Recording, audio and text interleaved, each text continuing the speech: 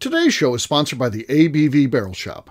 The ABV Barrel Shop is located in the St. Louis metro community of Arnold, Missouri. The ABV Barrel Shop is focused on one thing: single barrels. Best of all, you can try before you buy. Head over to abvbarrelshop.com to sign up for their email and text distribution so you know what they have in stock, what classes are coming up, and who from the industry may be coming in to visit. The ABV Barrel Shop. It's where single barrels live. We're also sponsored by The Bar to Go. The Bar to Go offers traveling minibars that are no bigger than a small purse or toiletry bag. Best of all, they are fully customizable so you can create the perfect piece that is unique for you. If you own your own business, what a fun and unique way to promote what you do. Check them out online at thebar2go.com. That is the number 2 in The Bar to Go. If you have wholesale questions, call my friend Isabel Clark at 504-481-1297. Finally, we are sponsored by the Neely Family Distillery. NFD is a family-owned business that keeps ringing up awards in the spirits world. Head to Sparta, Kentucky to experience the family history, award-winning spirits, and meet the Neely family. Check them out online at neelyfamilydistillery.com. Now, on to the show. Let's drink!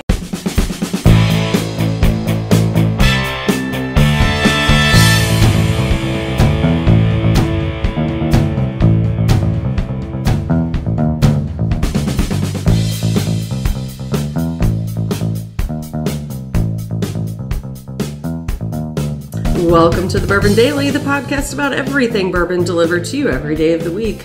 Today on the show, we discuss the fact things seem to be going well in bourbon, but many people are saying problems are around the corner with alcohol sales being down. My name is Kathy Cool. Please join me in welcoming my co-host Steve Akeley, along with our special guests Lenny Eckstein and Tim Swyatt. Hey gang, what's up? What's happening? Kathy nailed it. So yes, yeah. Here we are, 3 shows in. She got it. So yeah. Well she read the written word. So for the right show. The words. Yeah, last time she read the words, but it was a different show. So she just keeps completely reading. Different show. Yeah. A lot of pressure on this podcast recording night. Of course. Yeah. Sometimes I I'm just forget not to do drunk those. enough to do it well. Yeah, sometimes I forget to do them like on the Bourbon Show, and Jeremy reads on that. He can't do it without it being typed out, so we'll have to stop. Like if I have like the previous show on there, it's like when we take it up, Jeremy's just like, we'll talk to Tim Swyatt of the ABV Network next, and I'll be like, I forgot. This is on the previous. That's Lenny Eckstein. He was on the last show, and I'll be like, just say Tim Swyatt, and he'll be like. He'll try to do it, and he can't, and then he has to stop, type it, and then he can do it. It's funny. I feel you, Jeremy. I feel you. Yeah, you gotta have that written word there, and then I certainly screw those up enough too, though. So yeah, so far so good on my end, but yeah, tonight anyway. So we'll see. All right, we're going to talk. Are there problems lurking? This one just bubbled up for me. Following the Kentucky Bourbon Festival, which was a great event, I thought, man, the industry is firing on all cylinders. This is a time of perfection. That event was so good, and I had such a good time, and I think everybody was there had such a great time. It was perfection, and people I saw them on like online discussions saying yes, that's how they felt too. But it just masks the fact that there's real problems here, and bourbon's it's circling the drain. And I don't feel that way at all, but we'll talk about that after the break. We'll get to that. For right now, though, Kathy said that there's something she wanted to talk about. What is that, Kathy? I want to hear about a tourist attraction that let you down. Oh, okay. Tourist attraction. You went somewhere and you were like, yeah, I'm going to see this. And then it let you down. Okay.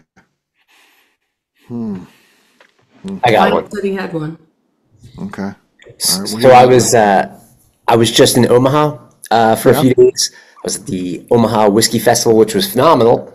But the day prior to the Omaha Whiskey Festival, I had like maybe 5 hours to do something non-work related, and I decided to go to the zoo, which I do like zoos in general. I think. Sure, you used to work for a zoo. I did, and I like to look at animals. It's always kind of cool. I like being outside. It's a good opportunity to walk around a good bit. Also, this zoo is pretty well regarded. It's voted as like the best zoo by, I think, the people who live there. Mutual of Omaha. Right. Okay, so I will say this. Very fine zoo. But I was unimpressed with their lack of exit signage. And follow me on this one. So the first thing I do is go into the, I don't know, they call it like the desert dome. It's this huge, awesome looking like geodesic dome with this desert exhibit. I go in and you're kind of walking around and there's cool desert animals. That sounds fun. Rattlesnakes. Yeah, awesome. Rattlesnakes After a while, crawling around. Not just sneaking around. They were behind glass. But they okay. Yeah, but they were like the bird exhibit. You could hear them rattling. So after a while, there's like a lot of like moms with strollers. I'm starting to get annoyed. It's hot in there, and I'm trying to get out, and I can't figure out how to get out. And there's emergency exits, which I didn't want to walk through. And I'm walking around, I'm doubling back. I can't find the exit anywhere. And I'm about losing my temper here. I'm about to start yelling. I was like, I can't fucking get out of this place. I finally did find the exit. All was good. It was through a gift shop, wasn't it? No, it wasn't. It just mysterious, like one exit. Once you get in, I was thinking, like, what if there's a fire in this desert exhibit? Everybody's going to burn, and rattlesnakes when you get out, it's going to be terrible. The rattlesnakes will get you. But the fire doesn't, the rattlesnakes do. So, I did find my, you're right, emergency exit. I did take one exit. It just took me to a different part of the exhibit, which I felt duped by and annoyed. Right. Forget that. That's behind me. I wander farther into the zoo. I go through the gorilla exhibit. Pretty cool. Lots of gorillas. Saw some other neat stuff. And as I'm walking, I realize, okay, it's time to turn around. Tons of signage. None says exit or north entrance or the way you came. Took me fucking forever. I walked no less than 8 miles. It was crazy. I finally got out of there. Went back to my hotel, and for probably the third time in my adult life, I took a nap because I was so tired. Really? Yeah, so while the zoo itself did not let me down, it's a terrific zoo. They need to step up their game on exit signage. I was let down by that facet of the zoo. I have a theory on this. They use the bodies of the people who have given up to feed the animals. Yes. Yeah. They throw them in with the hyenas. I would love to see the security camera footage of this. You see this guy just running back and forth. Other never kid. Like, look at this guy. He's still stuck. Look at this guy. Yeah. You got another one. Yeah. My disappointing one was one time there was it used to be in St. Louis. It was called the Elvis is Alive Museum, and the guy used to be on local TV saying, by the time you go through this entire museum, you'll know that Elvis is actually alive. Now this was, I was driving age, so let's say 1988 or something like that. Not the amount of information we have out today. So the warden and I, dating at the time, we go out to the Elvis is Alive Museum. And it's all the way up by Katy. So it's a good 40, 50 minutes from us. And we go there, and it's a trailer. It's not really a building museum. And it's just like photocopied stuff taped on the wall. That's what's the exhibits. Photocopies of like National Enquirer articles and stuff like that. Weekly World News articles photographed and like highlighted. National Enquirer. Guys like highlighting, the stuff on there, and saying that Elvis looked waxy in the coffin, and the guys that lifted it up said it felt like it was like 600 pounds because they had like an air conditioner in it to keep the wax from melting, and that's a whole thing. So I didn't feel like Elvis was actually alive, even though that was stated what was going to happen to me going through that exhibit. So did you demand a refund? No, I felt like he got me. He just got me. So yeah, no. He was a bit of a shyster, Bill Beanie. He was a local celebrity for doing that sort of stuff, but he's passed away now. But yeah, he was one of those local characters that bubble up in a community. And we used to have more. Do we have any like big characters now? Remember, Kathy, when we were young, we had Bill Beanie, we had Gentry Trouter, we had a bunch of people. The clown, I forget what Cliff something, the clown. Yeah. On local TV. We don't have like local TV shows like that. We have like local news shows, but not like kid shows and things where celebrities no like hosting movies and stuff like that. We don't have any of that stuff anymore. So. No, not anymore. So you don't have those like local celebrities like that. So yeah, it's kind of sad. But yeah, Elvis is Alive Museum, disappointment. Closed now though. It's gone. With Bill's death, it's gone. Tim, how about you? So there are a few caves that I've been to where it's like you catch one high school kid spraying olive oil on the thing to make it look shiny. You catch them doing wrong things. These caves are usually a good that's true out of your hand. But the one that got me was Four Corners. Oh, yeah. Been to Four Down Corners. at Four Corners, and God forbid you take a picture of one of the natives there. They're asking for money and stuff like that, and it's a whole thing, which I don't blame them. I mean, shoot, they're there to make money too. But yeah, what talk about a trap was Four Corners. Four Corners. Okay. Yeah. Yeah. All right. Don't Kathy, recommend it. you asked the question. What about for you? So I've done the cave thing too. Like there's one near Lake of the Ozarks where you sit in a boat, and the way the boat is propelled is they push it with their hands on the ceiling of the cave, and then you have to duck to avoid the stalactites that might be hanging down, and then they just reverse it. So you go about 10 feet in, you go about 10 feet back. That was fun. It became a family joke. But mine was right after 2020. A couple of girlfriends and I went to Tennessee to get away, and we rented an Airbnb, and we were having a great time. We wanted to do just simple hikes. Well, so did everyone else.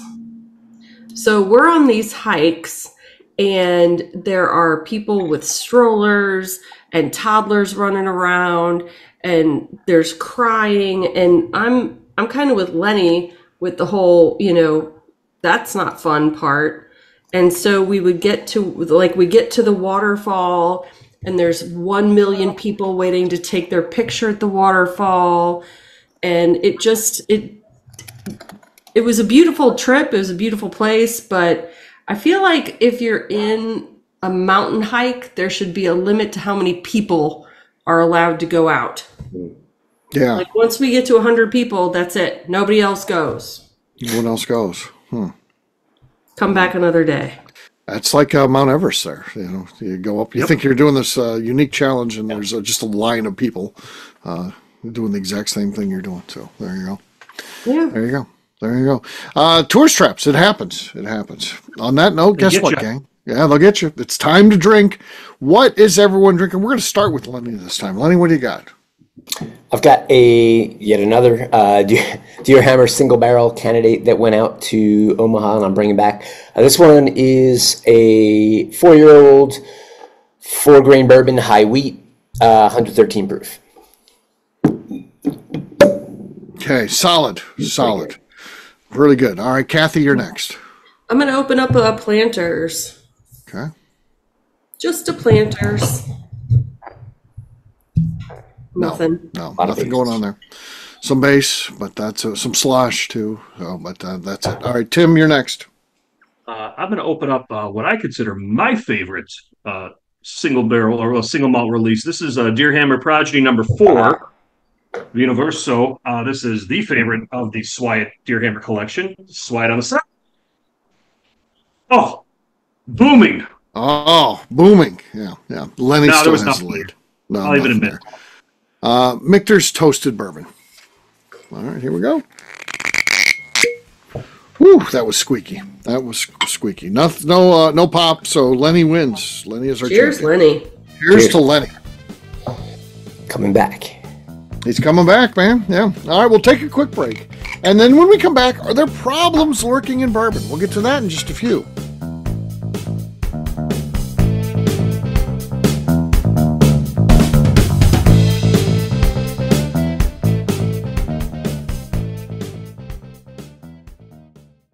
Okay, let's talk about the people that make these shows happen.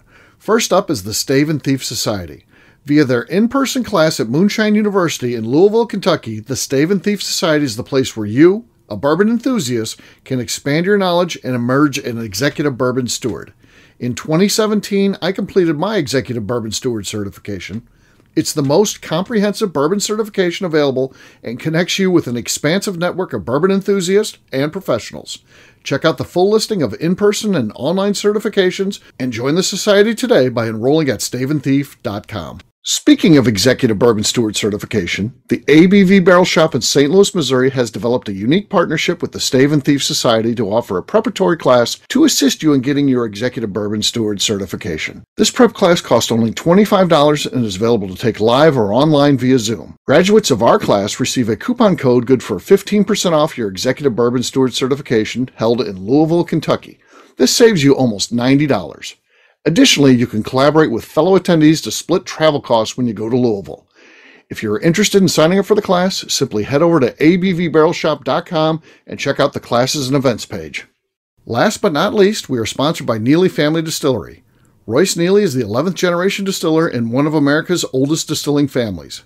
A visit to Neely Family Distillery takes you through family history, where you can see all the artifacts and newspaper clippings through the years from this family that started distilling in America after James Neely arrived from Northern Ireland in 1740. Today, Royce Neely and his team are crafting some of the best spirits in America. Their bourbon and absinthe offerings keep winning top honors in the spirits competitions. Recently, their absinthe made history as the first platinum winner in the absinthe category at the San Francisco Spirits Competition.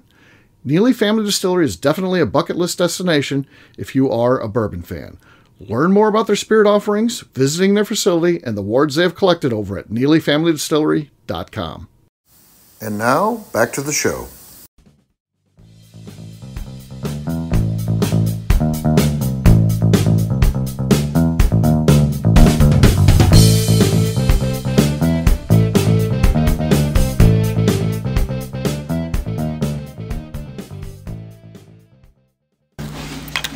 Practice session. Here we go. What? Just say it. It's recording. You don't have to press anything. Don't press Can I get the words? No. Go ahead, Joe. Can I get the words? No. Welcome to the Earth Daily. Today we are talking about what we are going to talk about on the Bourbon Daily. Nailed it. Welcome back to the Bourbon Daily. Today we are going to talk about the fact that things look like they're going well, but is it really that good under the surface? Yes, we are. We do know that alcohol has reduced across the board. So beer, distilled spirits, everything is down. And of course, much of that is attributed to marijuana sales. So people are taking some of their whatever discretionary income they have for these fun sort of things, I guess. And more people are spending it on marijuana. And it's led to reduced sales in alcohol. That's a fact. That's a non-disputable type of thing. But that being said, is it going to impact bourbon? Is bourbon going to be one of the things that falls to the wayside because of this? And then perhaps other factors as well. And like I said, I saw this discussion with some people that are influencers, bourbon media types, talking online in an online thread saying, yes, that was kind of BS what you saw there. Things look good, but things are not well in the bourbon industry. It sucks right now. And yeah, so do we feel that way, or do we feel like no, bourbon's going to be okay? There may be other things that suffer. What do we think here? Well, I guess I want to understand what they mean by it sucks, because there's still people lining up to get the allocated products. Mm-hmm. There is an influx of clubs being developed to attain the allocated products or special products or, specific distillery stuff. Kathy, you just nailed it, actually. So that and it's I'm gonna speak from the I guess supplier producer side. What you just said, the people are lining up for the allocated products and clubs are out there for the allocated products. That is, I would say it's not, there's no one answer. It's pretty multifaceted, and sorry for interrupting, by the way. No, that's okay. It's, that is one of the facets, is that the craze for allocated products has gotten so big that it's like, kind of like pushing out everything else, where if it's not that, people... I can't generalize and say all people, because it's certainly not all people, but there are a big segment of buyers who only want that. And if it's not that, they just don't care. And that's unfortunate. It's a sensationalized craze that was created maybe without intention, maybe with intention, but that's one prong of the problem, I'll say. And I'll step back and let you continue. Sorry to... Well, no, I think that's a good point. So we have this segment of bourbon lovers who want to have the unicorns. Does that mean that the segment of bourbon lovers who don't care about the unicorns is shrinking, or are we growing and that segment is the one that suffers? To me, what I think is suffering is I think that the bad whiskey is finally getting called out. But there was a while when, okay, local distillery, it's good. I like to support local, whoever it is. And even if you drink it, it's still like, they're new and they're small. It's kind of cool. I bought a bottle, and I think we're past that now. I think those are the ones that are going to fall by the wayside. And I do think that there's going to be some shrinkage in the business, but it's going to be at the behest of those that aren't doing their job well. I think that's what the truth is. So, yeah. Steve, that's an interesting point. Mm-hmm. So there are a couple things. Number one, if you are sourcing whiskey and you're not doing something unique, you do not have a following or teams that could have social media influence to work with you. And I'm not talking the fake ones out there that get stuff product for free and they're trying to get stuff back. I'm talking real, true fans of what you do. If you're not doing anything special, you are going to be hurting, because a business plan developed at 0 interest rates versus interest rates at 5 to 7% now are going to fail. There's number one there. To your point, Steve, I would say it's not bad whiskey. It's bad owners of brands not supporting the brands, doing something to make it unique and different for the buyer.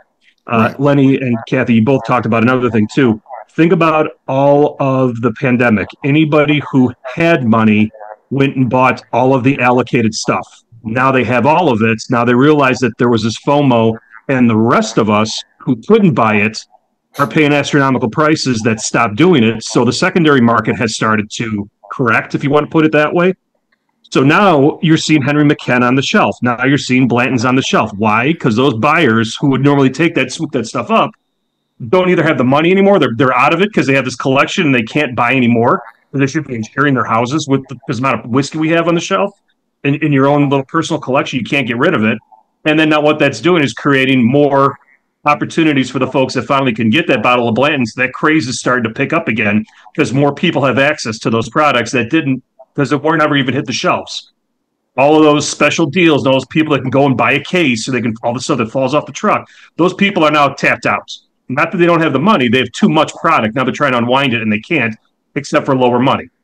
Yeah. So you've got that. So then you have the folks that are always going to be there looking for something new, which are going to be the true bourbon fans. I think whiskey itself right now, and bourbon itself right now, is in an interesting scale issue when it comes down to product on the shelves. It's starting to expand to other consumers. They're coming back to whiskey because it's getting a little cheaper than other tequilas. Tequila's already done and over because people are starting to read the label and realize how much shit's put in tequila. Unless it's 100% agave, they're not touching it anymore. So that's killed the tequila market to a certain extent. Any of those big brands that everybody wants on their shelves, those are now done, in my opinion. That's stuff sitting. But what you have coming on that I think is going to be problematic is all the capacity coming on in the next 3 to 4 years. But what you'll have now are age statements again. You're going to have, as much as we were told that age statements don't matter, I think age statements are going to be a thing again. I think you're going to find good product, more bottled and bond products coming out. Or folks trying to choose that and go that angle. But I think you got multiple different facets here. But the whole pandemic, all the people spending all their budget on bourbon, those people are tapped out. They got floor whiskey. Their spouses can't handle it anymore. And I'll add one X factor here that I think is changing things. Anybody that's diagnosed with a high A1C that's moved on to GLP-1, the first thing they're cutting is alcohol. Mm-hmm. That's the quickest way to get your A1C down to be able to get justified on these GLP-1s on some of these to show a trend. And some of that stuff, so your whole Manjaro, Ozempic, all that stuff. You talk to anybody having surgeries now, they got to get their A1Cs down. So they're cutting alcohol consumption. I've got valid proof of that on ticket sales. People have stopped buying tickets because of surgeries for right now, so maybe they'll come back. But there's a whole facet. I unpacked a ton there. But I do think that we do have some issues coming down the line with all this capacity coming on board. These are big distillery production units coming on. But that should be some damn good whiskey 5-6 years from now. Mm. Yeah. So, but what I heard you say is we're going to eliminate some non-distiller producers who aren't really doing anything for whiskey. We're eliminating some secondary market issues. Correct. So why not call it a whiskey renaissance instead of a downturn? That's where I'm at. It's just changing. It's changing around. I think there's mean reversion. So for brands, one of the issues that a mid-sized to smaller brand is having right now, amongst others, I would say the distribution channel is a big problem. The three-tier system kind of works in some ways, but for small brands, it no longer works because there's been so much consolidation of distributors. Small brands get absorbed, or small distributors get absorbed into the larger ones. Larger ones don't want to touch a small brand because they don't have anywhere near the product supply that a big distributor would need. Like if Deer Hammer goes into another state and says, "I've got 1,000 cases for you in 2025," they're like, "What are we going to do with that? That doesn't represent enough money for us to even bother." So then you've got small brands that are like, "Okay, so I can't sell my stuff somewhere else." And then the smaller distributors that are okay with 1,000 cases will say, "Okay, so are you hiring a rep in this market?" You're like, "Well, for 1,000 cases, that doesn't make sense." They're like, "Bye." They don't want to talk to you usually. So, brands under, I would say 5,000 cases per year in anticipated sales and under are getting the shit kicked out of them right now. And the same brands, if they had a crystal ball, would have probably started 3 years ago to try to get into new markets.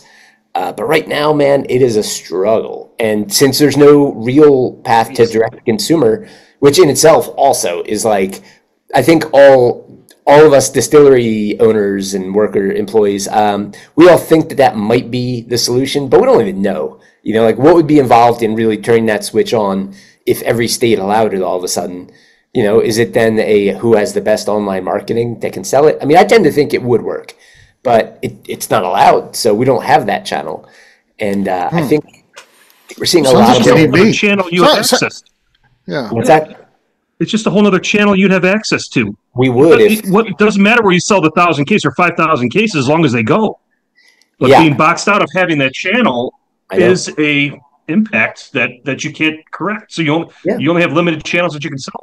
And there are other factors, as a brand that's been around for over 10 years in terms of selling, in liquor stores in Colorado and beyond.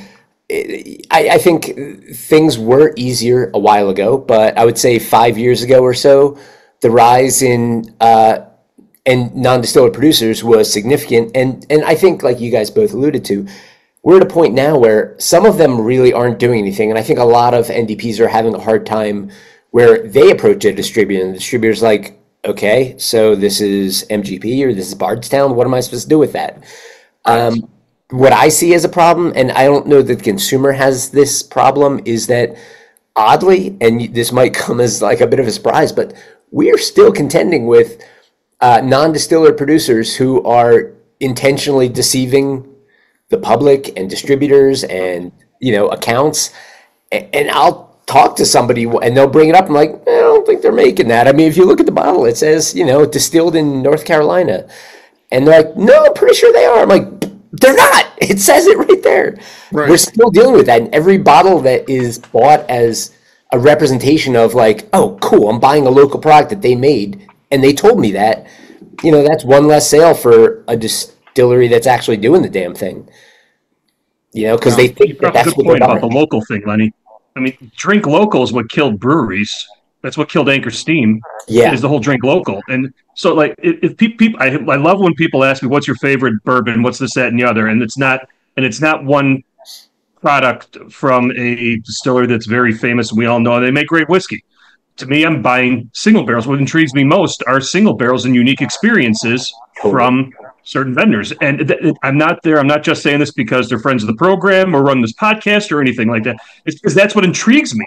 Is something new, something unique, something different. And if you just want caramels and vanillas, then that's fine. There are products for you out there, and there's going to be a lot of it out there. But if you want other unique stuff and unique flavors that don't strip the grain that it was based on your products, then you got to drink differently and try new things. Yeah, and obviously, like the ABV Barrel Shop taps into that in an amazing way, and that's awesome. But something I've come to realize is that during 2020, 2021, like the whole COVID thing, when permissibility was given to restaurants to sell bottles, that they went all in on single barrels, and now they're pulling back, and it's a lot harder to sell a single barrel. So, I've taken the attitude of, and I guess I've always had this, I think there are tough times ahead, but I don't think that is to say that the industry or bourbon in general is slipping. I just think it's going to be a little harder for producers. And during that time, and historically, my take has always been, I will do what other brands won't, within reason. And, if that means selling a partial single barrel, I'll do that. If, whatever they say, I'll bend over backwards to make sure it can happen because, a big brand might not be willing to do that. Right. So it sounds like I need to get together a network of stores that don't necessarily do exactly what I do, but focus on single barrels, right? And we all work together.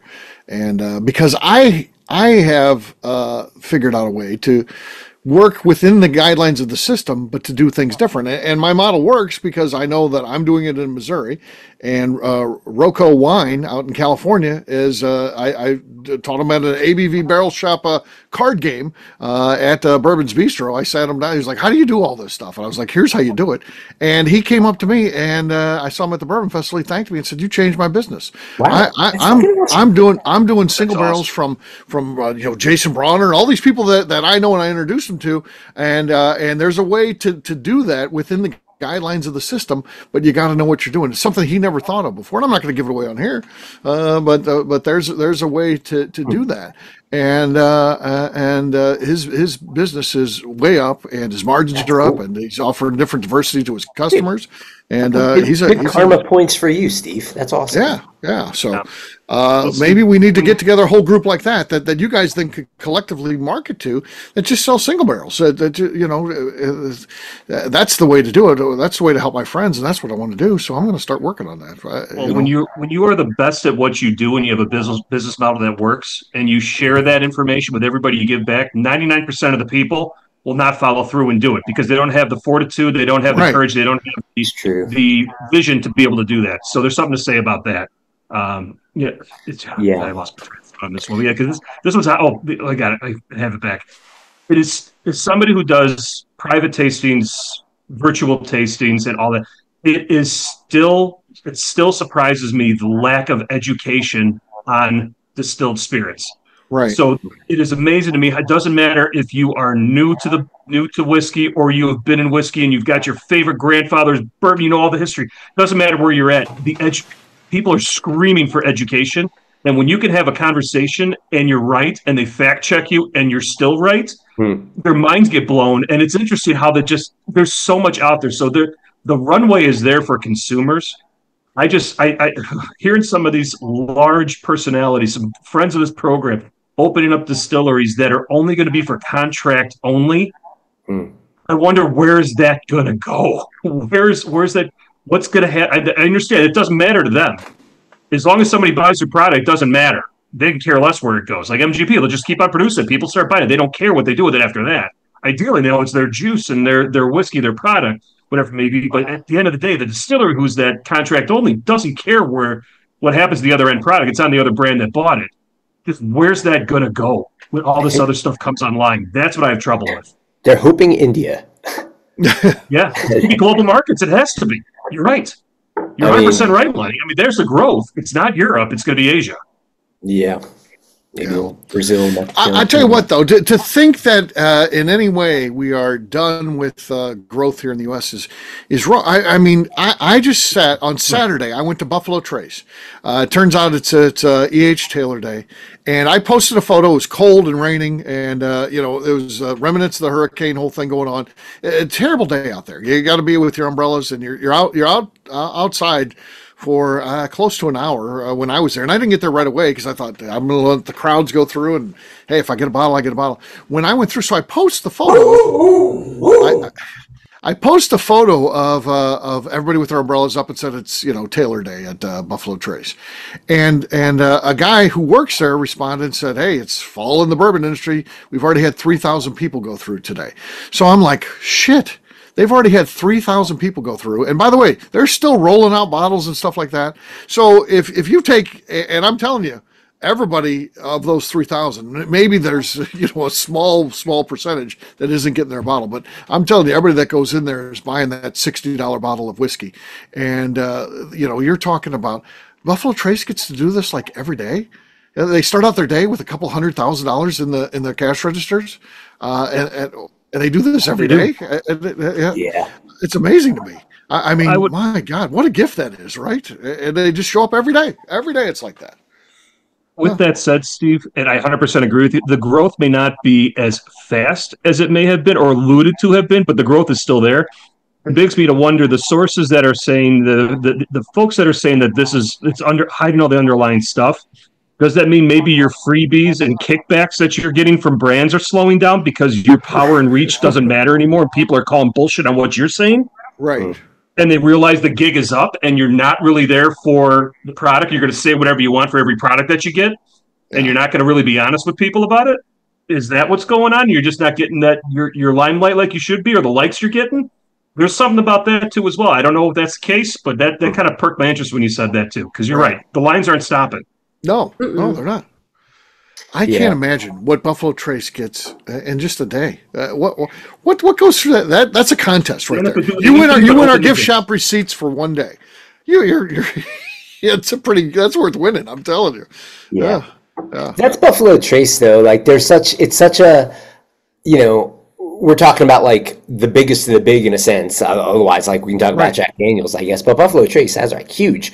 But then like what of the mid to smaller ones, we'll see. I don't know. I don't think Buffalo Trace has too much to worry about. That being said, like a 5% slip for Buffalo Trace is a big deal. A 5% slip for a small brand, that's a blip.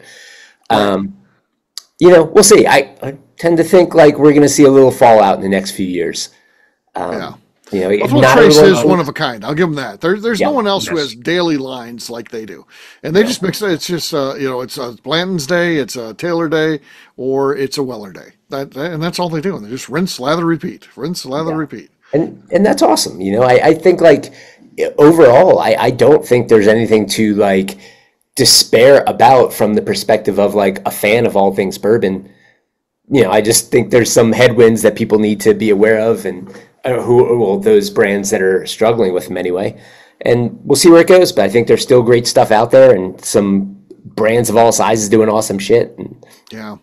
I would love to know the average spend of people at the Kentucky Bourbon Festival. It's huge. Do you mean per year or like what? No. So what do they spend there? To get the tickets, then they can buy bottles. Everyone's walking out of there with cases. They're buying the shit by the case. I bet you the average person is average spend is $2,000. Yeah. It's because all the VIP tickets cost like $1,300 and stuff like that. Fantastic. So then you look at the tickets, the travel. What's their travel cost that they're again putting into that economy, and then you add in what the bottles they're buying. It's probably $2,000 a person. Good on average, which is amazing. That is awesome. It can make you wonder how you're getting it all home, especially if you flew. Because was it like 60% plus of the tickets were from out of state? Wasn't it that number? Wasn't it that high or something like that? It was 85%. 85? I knew it was like, I was like, what? They're shipping a lot of olive oil. Yeah. A lot of olive oil. That or like, I wonder what percentage is like within 6 hour driving drive. Distance, probably at least 50% of that. Yeah. But or they have buyers lined up already on the way. Yeah. You know what I'm saying? There's that too as well. How much is that actually consumed? Yeah, outside of the person that originally bought it. Yeah, I would check all those VIP tickets. I bet you a big percentage of them is flippers, is people who are just selling. Yeah. So it happens. So there you go. Well, there you go. That's our take. I don't know. I think things certainly are changing a little bit. I do think that there's plenty of good times ahead, though. That's my take. So we'll see. Luckily, I'm an old man, so whatever happens, I'll be okay with. So, and worst case scenario for me is I still get to drink a bunch of whiskey. So, between what I have at home and what'll be out there, it's nothing's bad. So, I'm happy. We'll wrap this one up as we always do by talking about where people can find us. Kathy, we'll start with you. Where can people find you? You can find me on Instagram at KKCastStrength. Tim. You can find me on Instagram at SwyGuy2112 and on YouTube at Our Flagship Whiskey. Lenny. You can find me and the rest of Deerhammer on social media at Deerhammer, on the web at deerhammer.com. And you can find me fighting the small distillery fight all over the Midwest, currently in Nebraska. All right. For me, I mean, he's got to find him at Steve Akeley, Twitter, Instagram, or Facebook. I've got a website, steveakeley.com. We've also got a company website. That thing's going to be abvnetwork.com. Check it out. Everything that we do is out there, previous shows, blogs, so much more, abvnetwork.com. Come by and see us, the ABV Barrel Shop, the place where you can try before you buy. We are online, abvbarrelshop.com. Kathy, anything else to say before we get out of here? Yeah, I'd like to remind the audience to give us a 5-star review and include comments. Include comments about your opinions on what we're talking about today. It helps new people find the show, which is important. And if you like what we're doing, we ask you please visit our Patreon page at patreon.com/the ABV Network. Great job today, gang. Finance will have a brand new show for you tomorrow. Looking forward to that. Until then, take care, everybody. See ya. Bye. See you, everyone. Shh.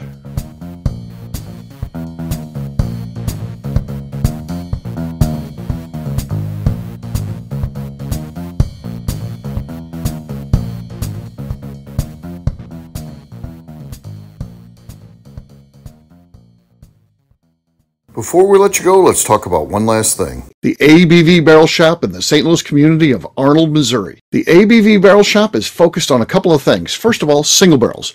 We are the place where single barrels live. We go to distilleries, taste through the whiskey, select the best barrel, and have it shipped to our store where we present it to you, our customers, by allowing you to try before you buy. We're also known for the classes that we have in our education center in the store, as well as the events we have with industry professionals from the bourbon business. If you're in the St. Louis area, please come by and visit us at 6 Fox Valley Center in Arnold, Missouri. Or at a minimum, at least sign up for our email and text distribution so you know exactly what's going on in our shop over at abvbarrelshop.com.